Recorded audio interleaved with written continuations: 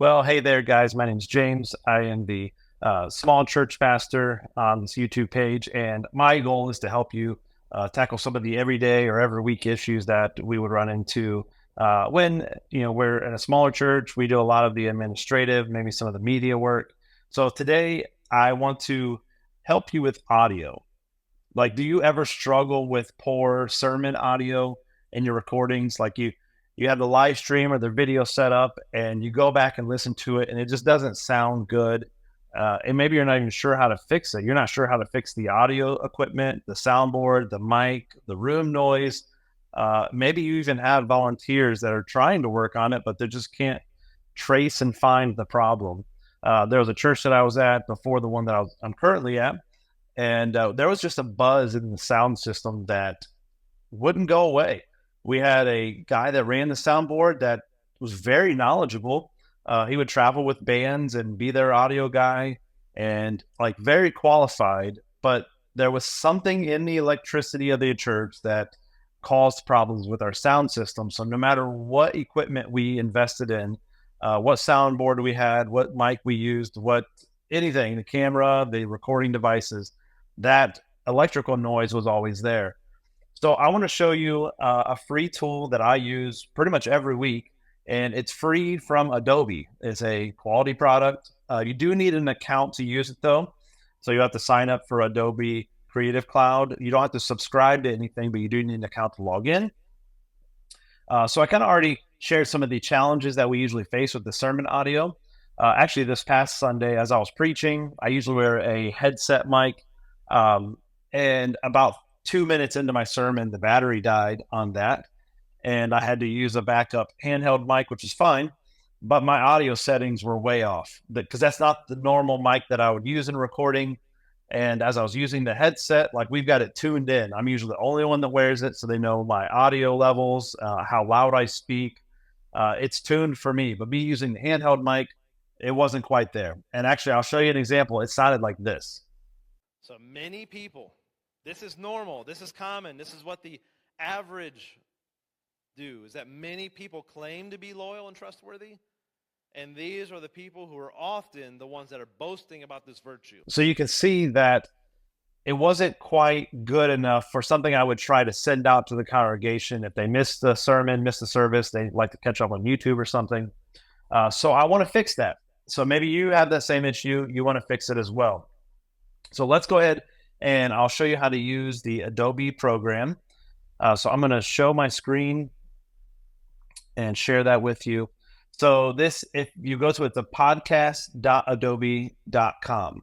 I've already signed into my account here, and so you don't have to do this, but I'll give you an example video here.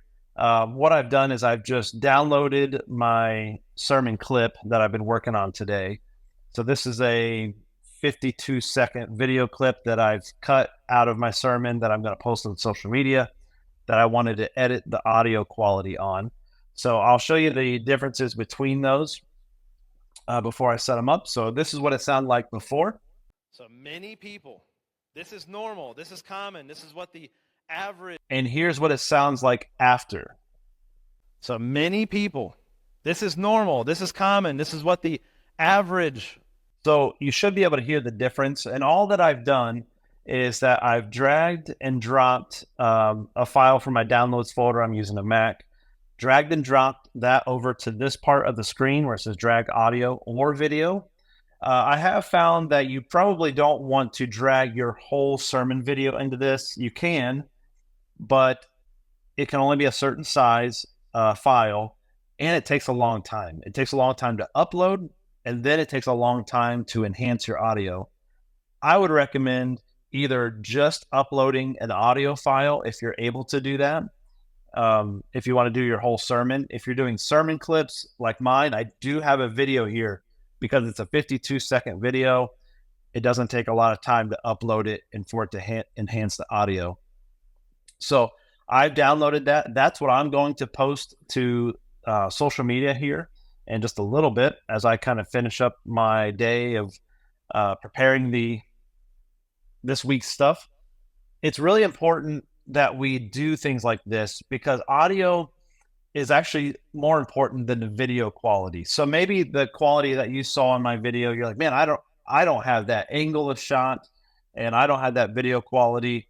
I'll go in that how I've produced that a different video because we don't have a video person. This is just a camera on the back wall that's stationary, and it gets turned on a Sunday morning and it gets recorded on. But this is not like a big production. This is just one camera, one static shot. But it's very important that we have good audio because that drastically improves the listener's ability to stay engaged, to want to listen more, rather than if they have a really clear video and the audio sounds staticky or buzzing and humming. They're just going to tune out. They're not going to want to listen to that. So we want to make it as pleasing to the ear as possible if we can. I think that's one of the benefits of using a tool like this. There are other ones, but this one's free. It's easy. It's just drag and drop. You upload the file. It enhances the audio. You download it. It should be fairly easy for you. So I would encourage you to go to podcast.adobe.com, make an account if you don't have one, and start using this every week when you edit your sermon videos and audio. It's really going to be a benefit to those that are listening to it.